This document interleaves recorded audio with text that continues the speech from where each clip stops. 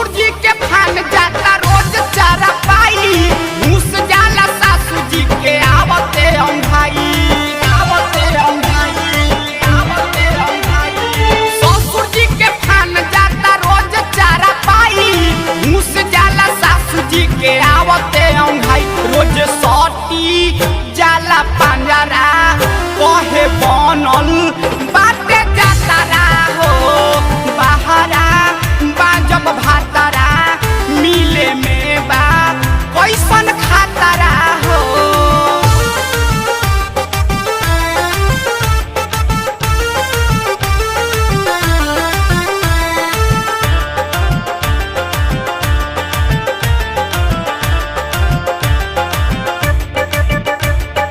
केकरा से कहीं सखी दिलवा के हाल, पियावा कुनन तो रहेले बंगाल, रहेले बंगाल, रहेले बंगाल। केकरा से कहीं सखी दिलवा के हाल, पियावा कुनन तो रहेले बंगाल। धक धक धर के मोरा धड़कन मानत नइखन सोनू सरगम हो, बहारा बाजब भातारा मिले में बा कैसन खातारा हो।